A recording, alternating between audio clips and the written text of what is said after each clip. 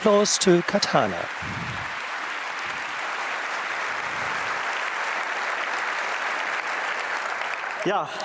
Yes, thank you.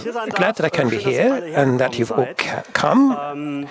About my talk on social engineering, everything that you always wanted to know about social engineering but never had the time to ask. About me, who I am, what I do, you know me as Katana, as a speaker, and just one click, please. In real life, my name is Oliver Reitmeier. I am a psychologist, so one of these psychologists that sometimes sneak into the Congress. I'm a social engineer, and at the moment I'm a scientific assistant and PhD student at the University of Hanover in the subject of usable security and privacy. I like nerd things, social engineering, research, history, data, and privacy. And that's it about me. I would like to start this talk with a story. Here is what people think of as a grandfather, and this is about my grandfather, who was standing in his kitchen at one point and took a call. On the other side, there was a crying girl, apparently, crying loud. It's so terrible. Please help me. My ma, it's all too bad. And he wanted to know, who is this? Well, your grandchild. Well, who? Is it Anna or Jenny? Yes, it's Jenny. Mama has had such a terrible accident. It was quite confusing. I'll hand you over to the police person. Okay, and then there was a male voice saying, yes, this is inspectors, this and that. And Jenny's mother had a horrible accident with a cyclist who has sadly died.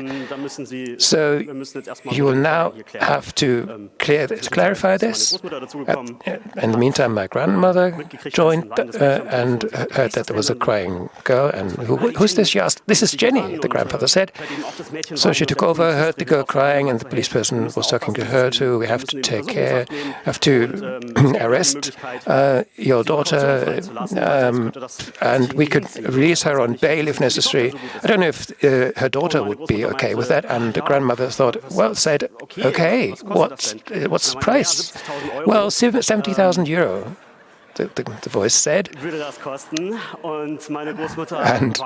my grandmother was completely flummoxed and said, I don't think I have that much money. And then the police person was helpful and said, well, if you maybe have any gold chains at home or any expensive watches, then maybe we can find a solution. And my grandmother then kind of was suspicious and said, well, I'll go to the police. And that was the point where the talk suddenly was ended. So many of you know this. That is the so-called grandchildren trick, social engineering in its purest form. And what I've just told you contains about everything that I wanted to talk about. It's a story, haha. It contains social engineering. Realize how it works. It makes clear how it works, and it shows measures as well. So I want to shine a light on what you can do. Today, we will work on a rather scientific basis. I have looked through various sources, and if you work scientifically, you do want to start with a definition. If you ask what a typical social engineering does, then you might come up with something like this. Strange. This is a male building something. This is about the definition of engineer. If you ask the practical people who really do social engineering, then they might say any act that influences a person to take an action that may or may not be in their best interest. So every action that gets people to do something. That's, I think, a very nice definition, and science is always focusing on this kind of security aspect. Here we have a definition. Mouton et al. Defines it like this. Social engineering is focused on the exploitation of a human in order to gain unauthorized access to information. So, exploitation of a human to gain information that you should not actually have. Two varieties, I prefer the first one, and I think it gets more clear if you imagine who does this actually, who engages in social engineering. Various actors exist, and I've kind of shown you a range in security. That you have the black hats, the grey hats and the white hats. And among the black hats, clearly you have the criminals. These are the grandchild tricksters. There are secret services, pretty normal for them to do this. This is their job. And on the white hat side, we have red teamers, these professionals that do it for the good, that are hired to be an opponent, to uncover weaknesses. And we have lay people, and they can sometimes be in the grey hat area as well, if intended or not. You don't know. You may now think, why didn't you mention hackers? Well, I have put hackers in every slot because I think this word should be liberated from its negative sense. Hacker is a neutral term. It doesn't have to have anything to do with criminality. And that's why I have them in all the three categories. And I forgot lay people. Why are they showing up here? Well, these are the largest group among the social engineers. And I will guarantee you, all of you, have been or even are social engineers. Children, for example. Children cry on purpose to get what they want.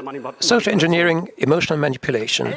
Parents, they manipulate children. If you do your homework now, I'll give you 1 extra hour of PC time, computer time. Salespeople, this show will only be here for 1 more month, and then it will be taken off the market. If you don't buy it now, it won't be there anymore. Social engineering.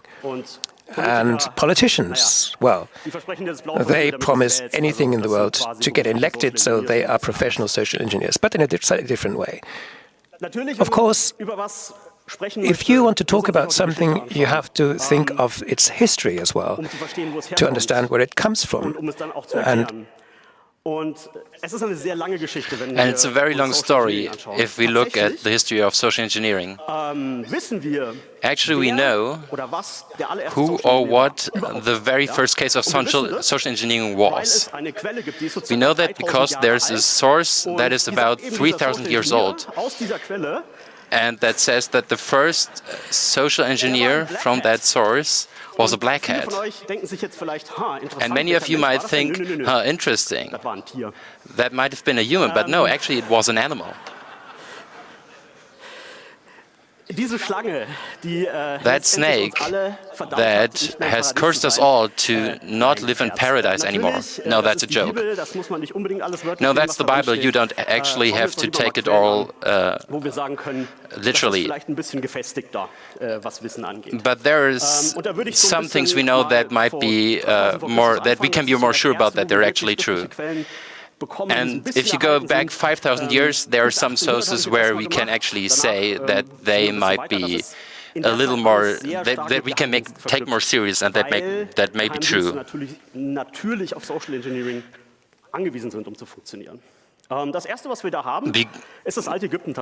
The first case we have is ancient Egypt. We know that they had a espionage network. And because they had colonies, they had to gather information what happens in those colonies. Who knows this mask right here? It's connected to Greece, to Elias.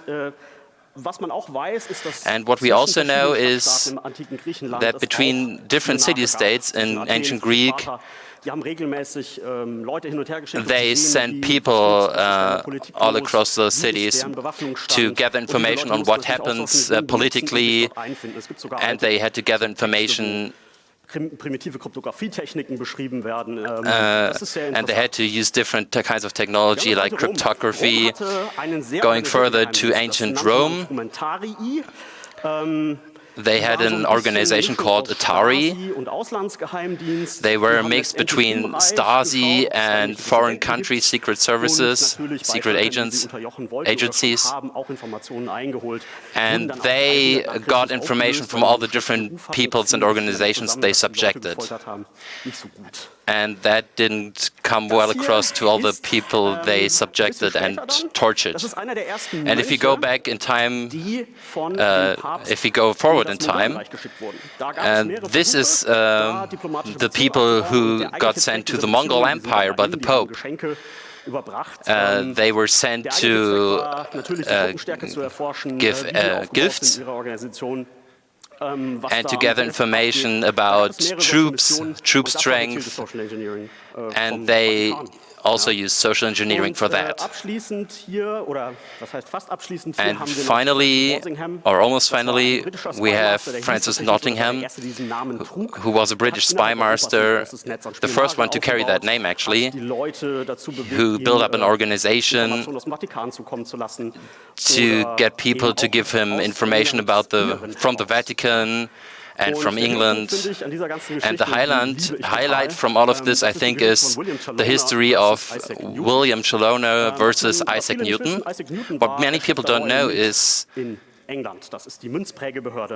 Zu dieser Zeit wurden geschätzt ungefähr 10% der englischen Münzen gefälscht. About 10% of English coins back then were actually forged. He faked English coins and got people to work for him. And when they were about to betray him, he told them, no, if you want to betray me, you can betray different people and you can betray them. Well, and eventually they were hanged anyway after a few years. And now I think the more modern history of social engineering is more interesting to me. It starts around 1850 because by then more people were able to read and write, and stories were written down more as well. So the first example that should be noteworthy is William Thomson, the worst social engineer of all time, and he was the person who formed the word conman, because he walked up to people and say, well, give me your watch, please, or give me these £1,000. He did this thousands of times. He succeeded 5 times and became rich that way. So that's why he's called the confidence man. He just had the confidence to talk to people in this way. So he formed this term. But interesting also is that there were women too. Adele Spitzeder, a woman from Munich. She was the first person who started a functioning Ponzi scheme or pyramid scheme. She founded a bank and paid the investors with the money of the new investors, and I think she had a 4 million revenue,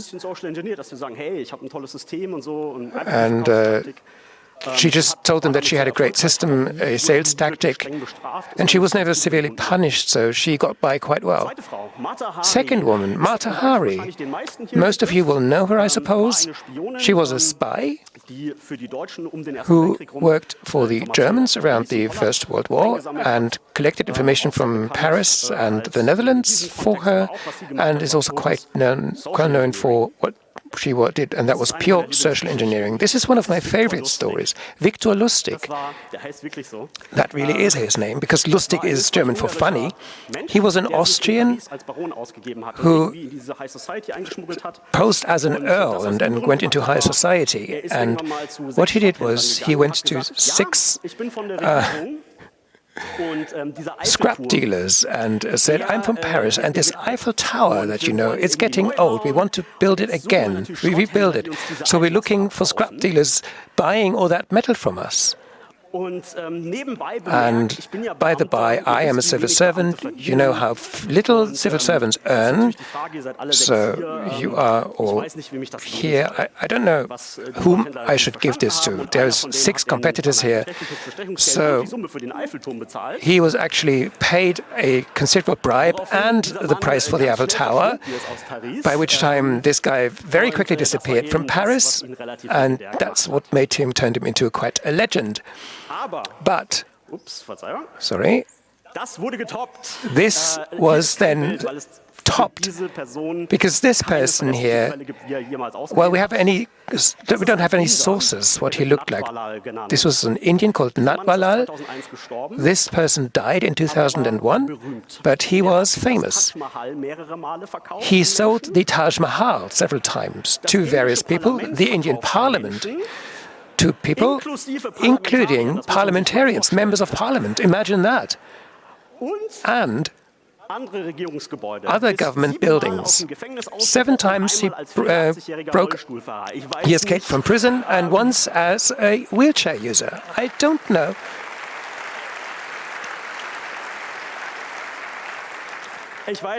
I don't know how, but he managed it.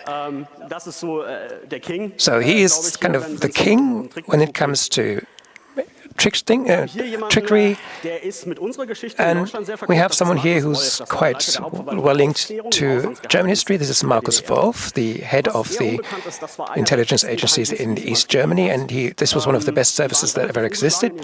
They were unbeaten in their field, and that partly because Markus Wolf used the Romeo method. He hired people, mostly men, to approach secretaries of influential people and succeeded these to hand over information to the agents. That was quite successful, and if you can believe certain sources, there's a lot still to be clarified or unearthed. So he was quite successful, it seems. And if we talk about social engineering, this man should be forgotten. This is Kevin Mitnick, probably well known in security circles. I don't think he's the social engineer that invented all these modern methods, but he made them famous. He did things like SIM swapping, brought that to the fore. He did social engineering on the phone and reported about it, and became quite well known with his books, and these are quite interesting to read. So if you have any interest, maybe you can try those. Okay, that's it for the history. What is it like today? There's the definition by Janssen and Solms. I find it quite nice. Phishing electronically deceives the user to confirm some action, subsequently divulging sensitive information. So we do it electronically. That's important. So we get them to do what we want. That works by different vectors. Email phishing, everybody knows. There's also phishing via phone,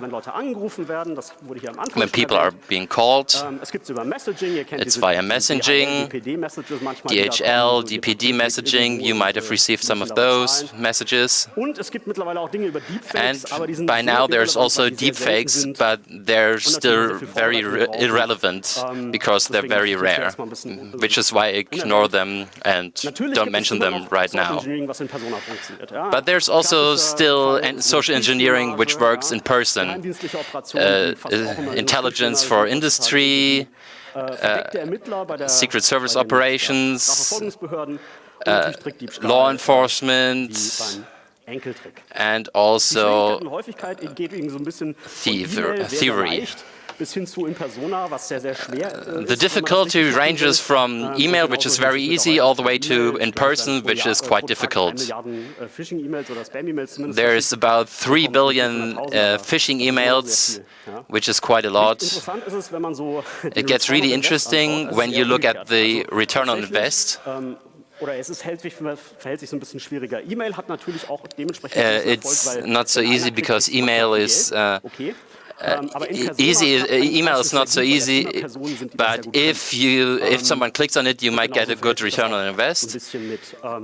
But it's the same with.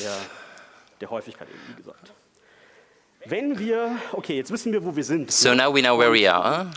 What I also promised is that I look at the effects. And there I will look at the I will present 3 models from psychology. There is 2 systems which I find to be too simple, so which is why I won't present them today. And there's also the 4 ears model, which I'm going to present quickly, which describes misunderstandings in communication. Every message has 4 layers. Relation, appel, content, and I want to give you an example with a phishing email. And a social engineer who writes such a phishing email writes it in a way in which the receiver is supposed to get it. So right here, this is pretty neutral on a content basis.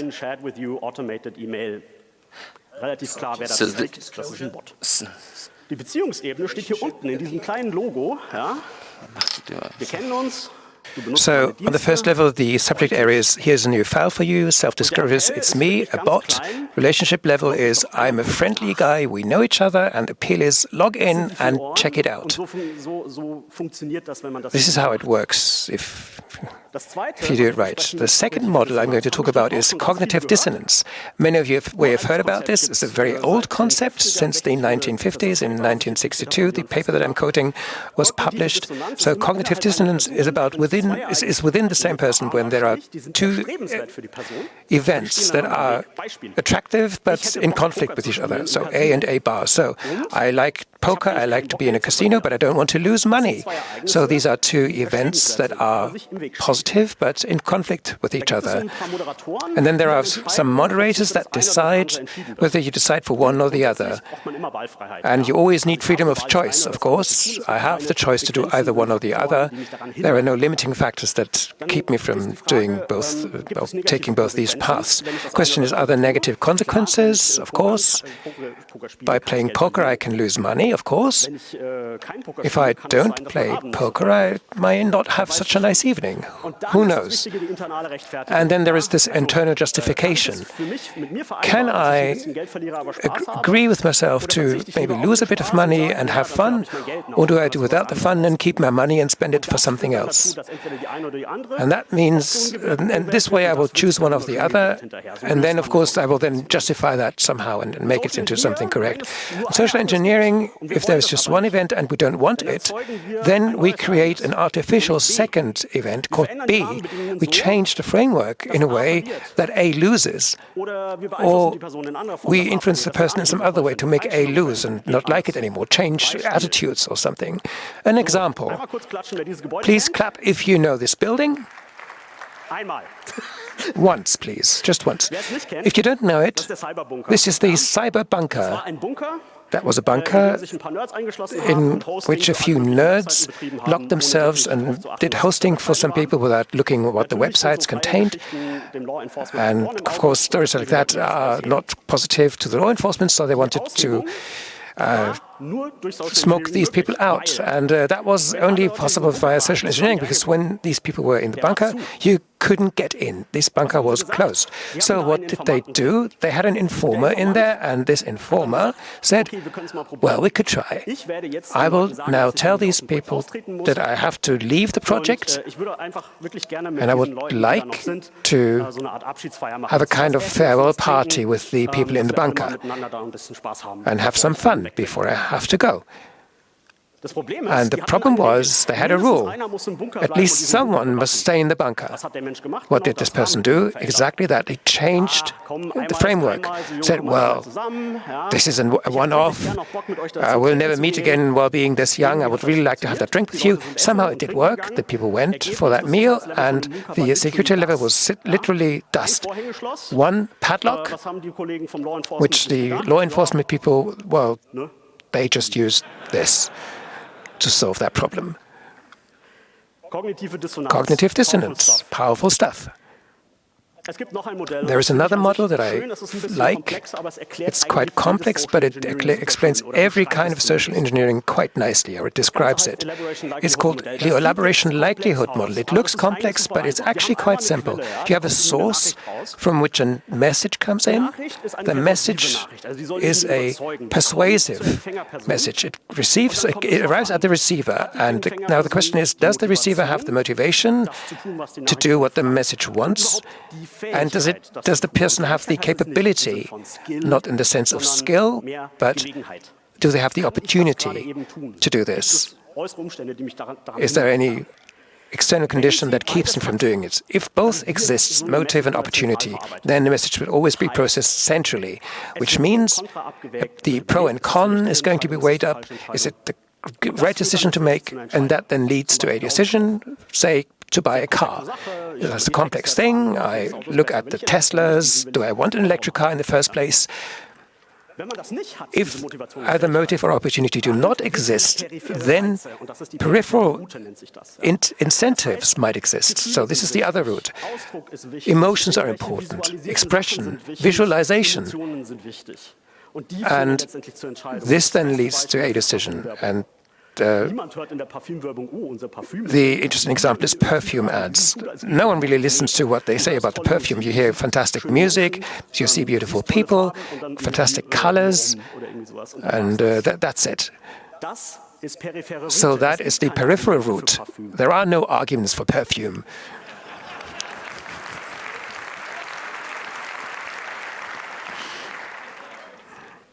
Now, what does a social engineer do?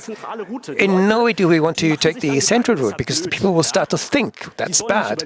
They don't want to think way up whether you're honest or whether this is the right thing. They are supposed to do what I want them to do. So you change the framework and to make sure that it's the peripheral route that is taken, and then give them the incentive that works. And hopefully that will work. And what does framework condition actually mean? There are three things here. So there's pressure, perception, and focus. Pressure is very easy and very popular to use because that changes perception. There is emotional pressure, time pressure, which often leads to emotional pressure. That changes perceptions. You focus the people on what you want them to focus on. Magicians do this. They kind of wave something on the right hand, and in the left hand they do what they will later place in the hat.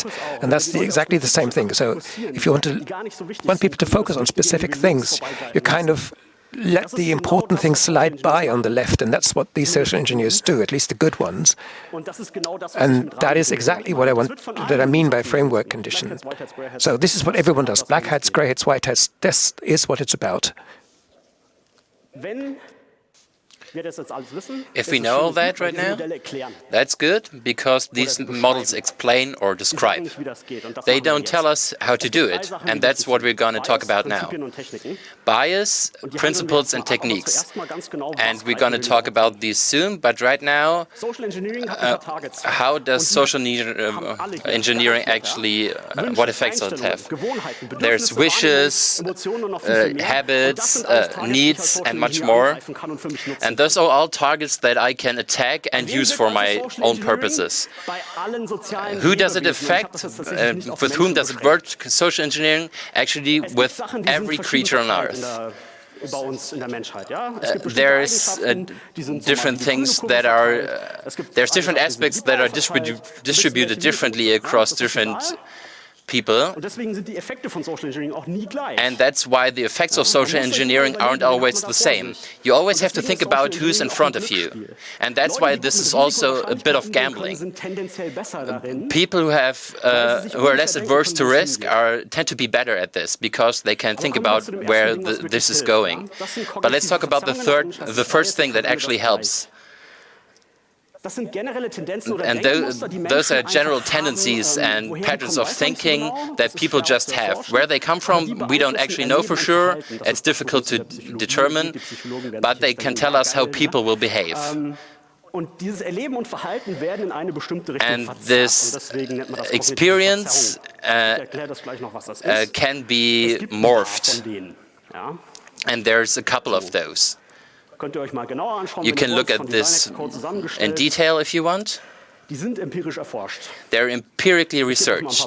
I'll give you a few examples. The most popular bias is the confirmation bias. You look on purpose, target for information that does exactly what you want. Classical cognitive warp. I like what I call the IKEA effect. I call it that because things that people build on their own, they tend to like it a bit more. This trick is often used by Indian phone scammers. They call you and tell you have a problem with your computer, and they let you click a lot of things, and after some time Windows will tell you there's some problem with your computer, and then you'll get a message, oh, your computer just sucks. Your system is wrong. And then the user did it themselves. And then the phone scammer says, yeah, you did this yourself. Just download a patch and we can solve your problem. So the framing effect is very important when it comes to this. Let's suppose we're a company and we want to sell the blue phone, which costs 250 euros.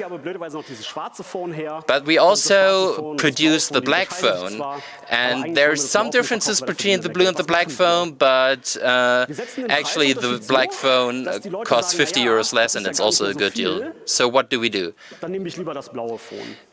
But people will say, well, the blue phone only costs a little more. Well, I maybe go with the blue phone instead. So people will often think that the more costly option will actually be the better one, which isn't always the case.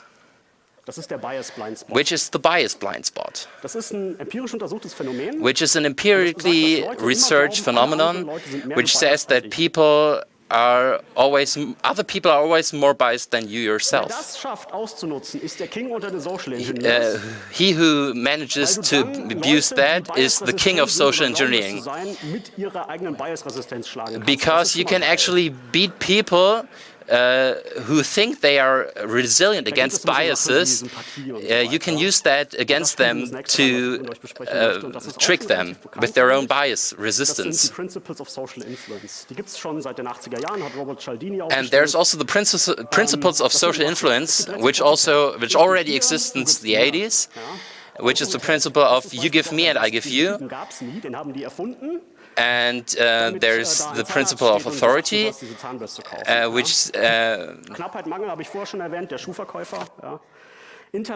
so there's reciprocity, authority, scarcity, there's trustworthiness and external consistency, a strong effect that you can use well. Consistency is external, and the other is you want to appear like a stable person. You don't want to do one thing at one point and another thing at another. And something like 95% of customers love this product. They would buy this. So this is a social proof. That's something that works. And sympathy is the easiest thing in the world. I like you. If you tell me something, I will do it. Quite simple. There's a nice use of that, and that is the lowballing technique, a sales technique that uses this kind of social binding, trustworthiness, and consistency. And so they sell a picture and then bill every stroke of the brush individually. And the first scientific description was published in 1979. So we have a salesperson and we have Bob. The salesperson tells Bob, look, this powerful fruit computer is only 1,000 euro. And Bob says, okay, cool, great, I'll take it. 1 hour later, the salesperson says, well, this is 32 gigabytes of RAM, 500 gigabytes hard disk, and with the adapter we'll make that 1,900. And Bob says, well, I said yes already, so on with it. That's lowballing. Because these RAM and hard disk and adapter things were extras. So we know the effect and we know the science behind it. Let's summarize. Social engineering works in your mind. Everything internal can be attacked because we're people, we're humans, and it doesn't go away.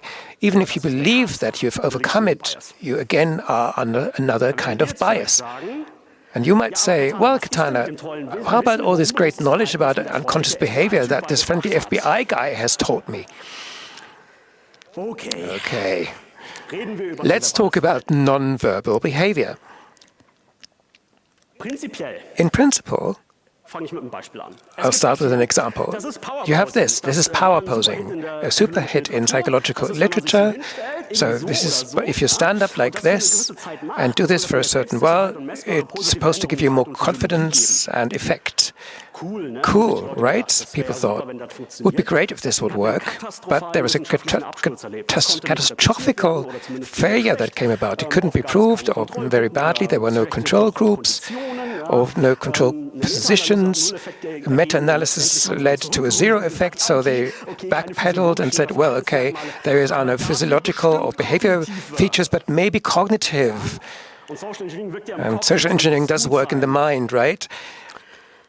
So the practicals then looked at it and said, let's do this.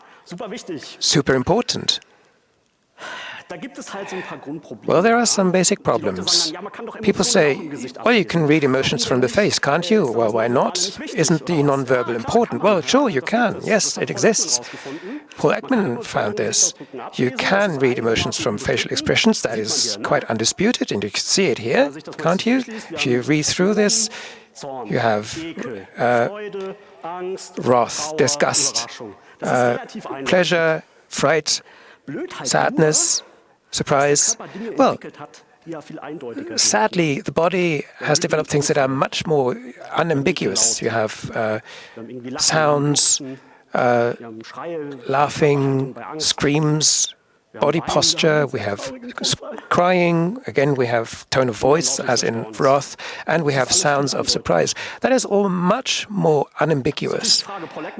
And Paul Ekman said this and said, hey, why can't we do the same thing for lying? Isn't there some way how we can observe people lying subconsciously?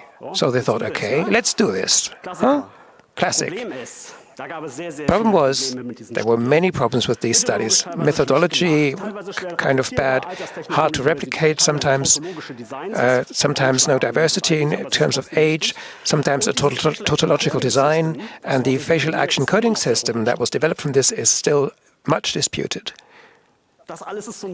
So all of this is kind of research. The basic idea is there is nonverbal communication that would mark deception, and practitioners were then thinking, okay, great, if you can overcome this, this is a fantastic social engineering thing. So that's why many social engineers really praise this highly. It's part of the myth that nonverbal communication is part of the toolkit always.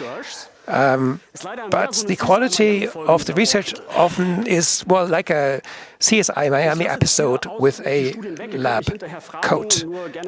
You can ask me, scientists are often sued if they criticize other scientists, but highlights are bad statistical power, non-empirical sources quoted, and so on and so forth.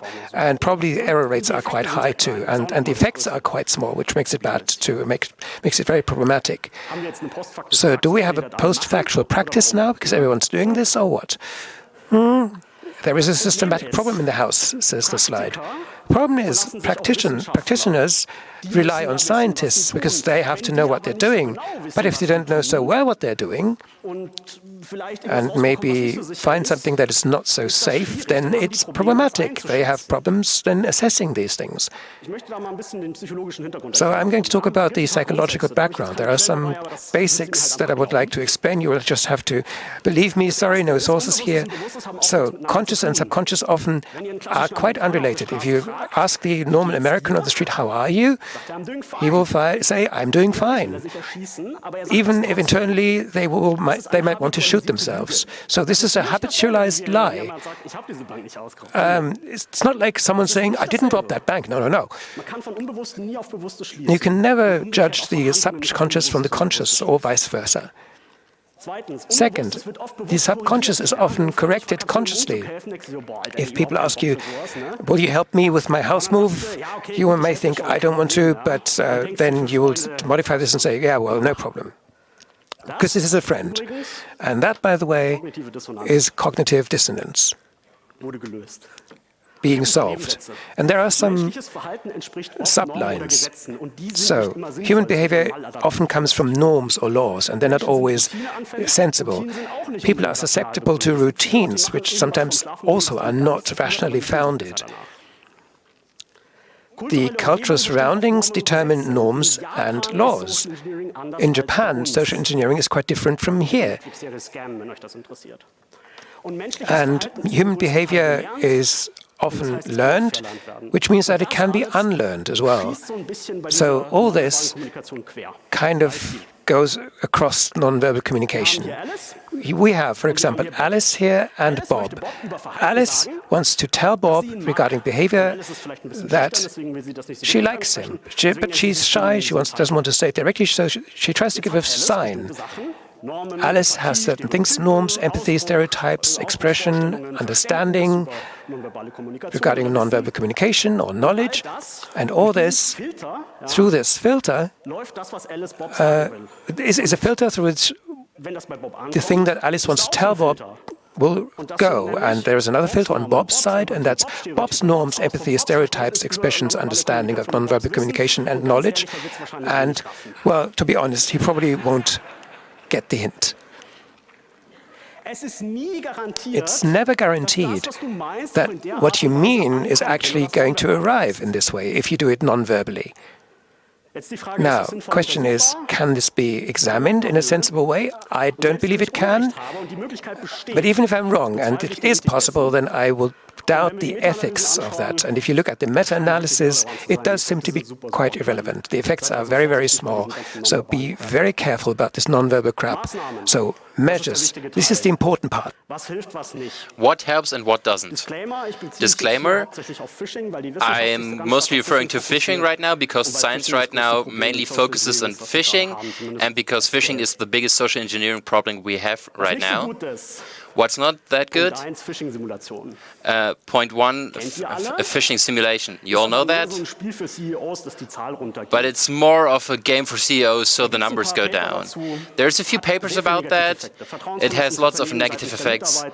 Less trust by the employees, and some hidden costs that cannot be seen up front.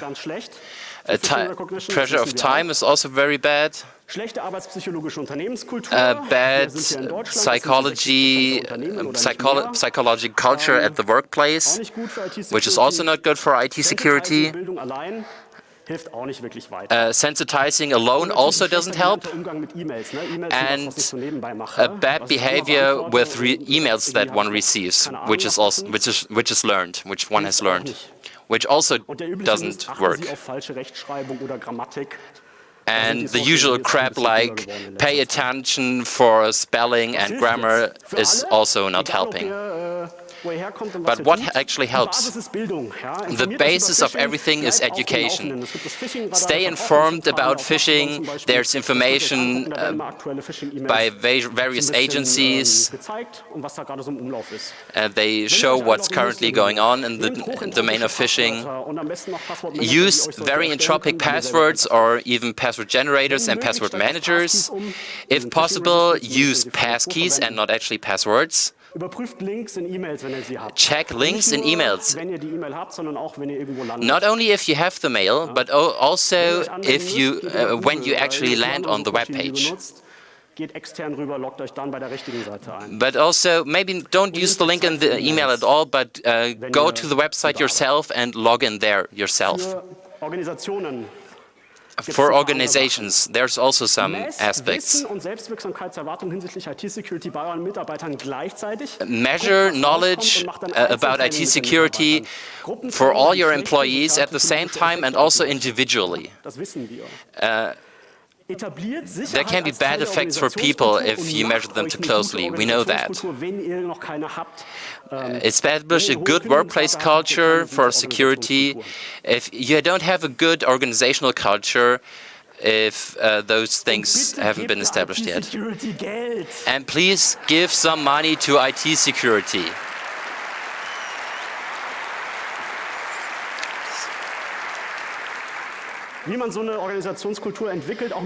How to develop such a culture is pictured in this graphic, where you can read about that. That was it from me. I'm done. You can find me on Mastodon. If you've got some questions, I'm open for that now.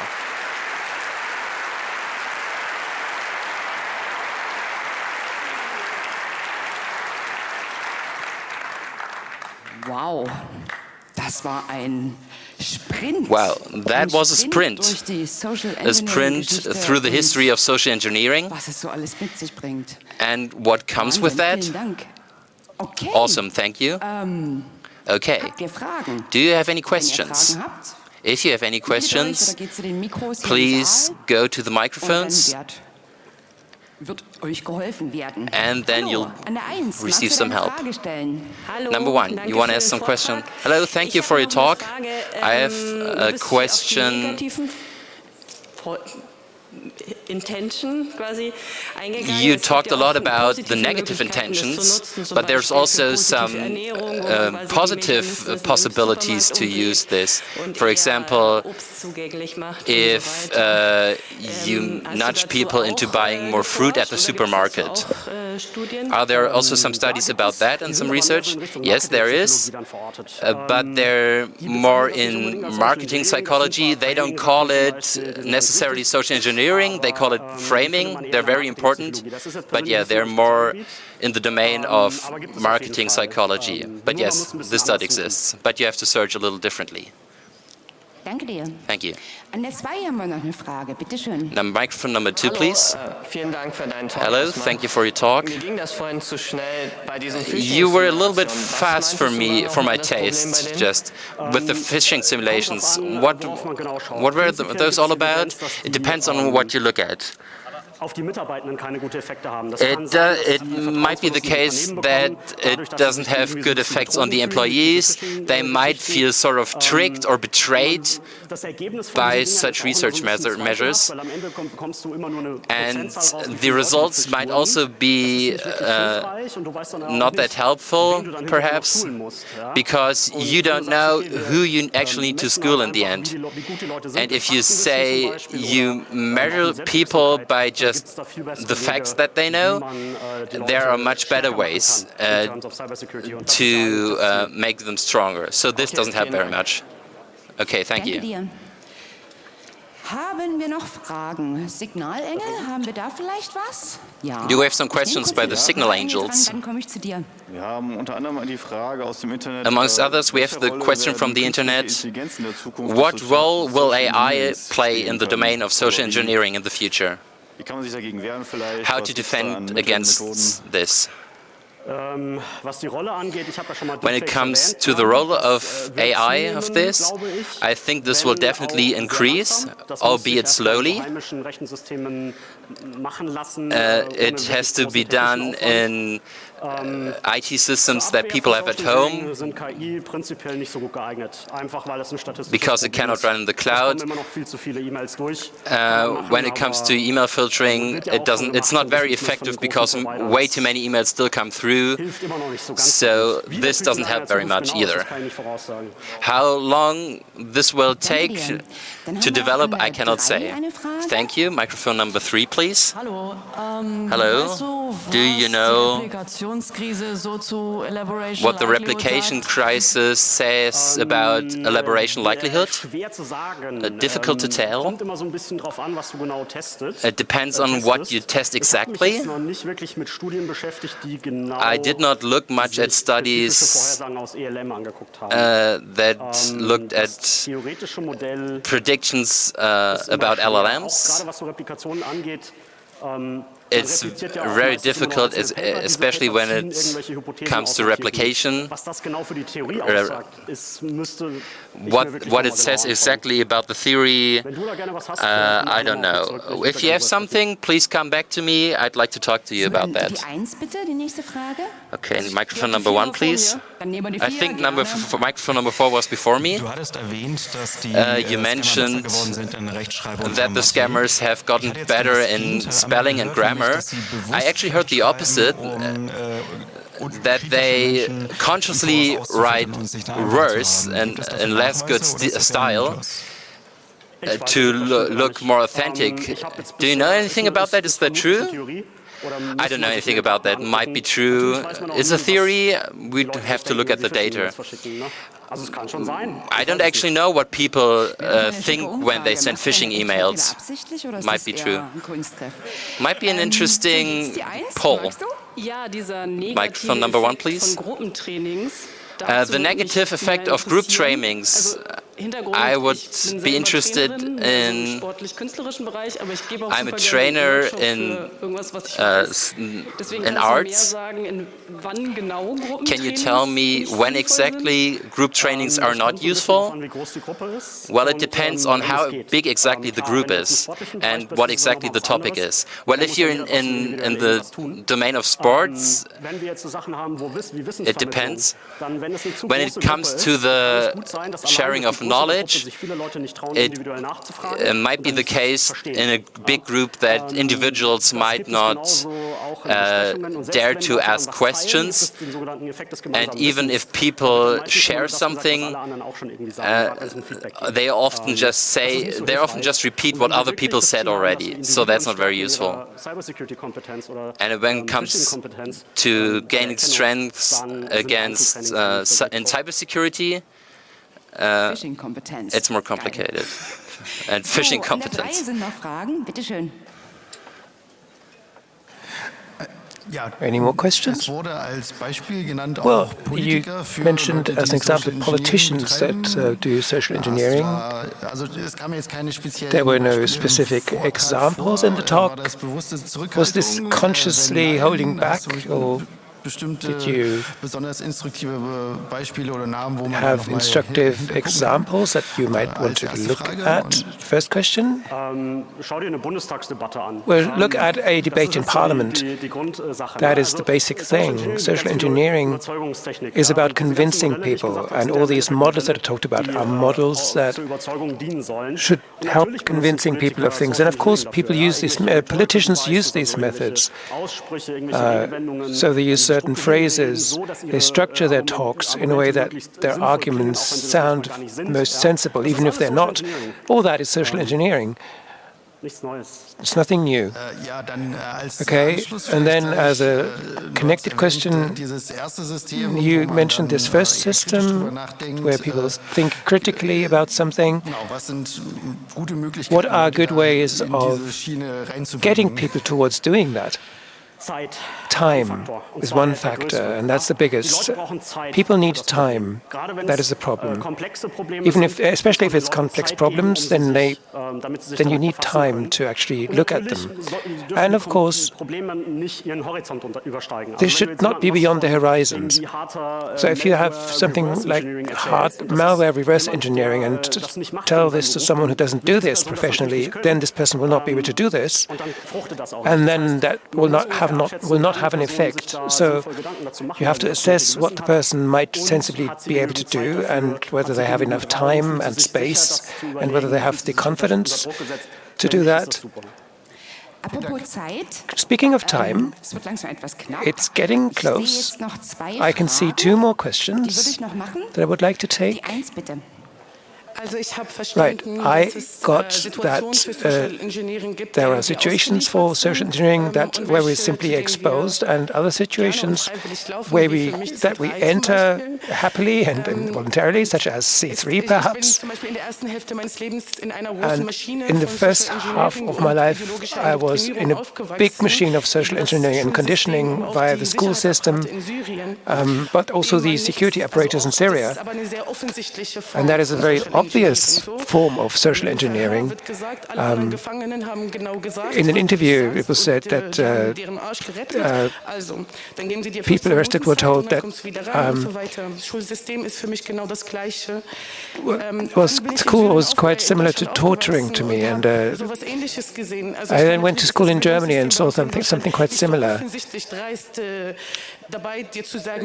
So, if people don't openly say that I'm playing with your head right now, then that's still bad, and it's not quite different in Germany. And I would like to know whether schools and university should not be regarded as a critical apparatus for social engineering as well.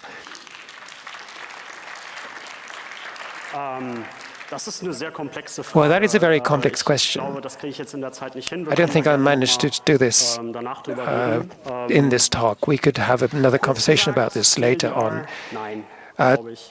Too long didn't read? No, but that has various reasons. Society, living together, is always a kind of engineering, right? Yes. Okay, the last question, number 4, but briefly before that, if you exit the room, please take your trash with you and do not smoke in the building, okay? Number 4. I wanted to ask, I've often seen on shampoo bottles that people write, this is now with the new fantastic formula, and now you can tend to read no bullshit. Is this the kind of anti-bias thing? Well, it is an advertising slogan, of course, and how much people are thinking when they do these advertising slogans, I don't know. Well, they do much, much more and then arrive at something like that. All right, Signal Angel, one very final question. Last question from that internet, an interesting one. Is there any way to react to social engineering if you notice it at someone, at a person? Go. Go away. Okay. I'll use that as a conclusion. Katana, that was fantastic. Thank you. Thank you also for listening and for listening to our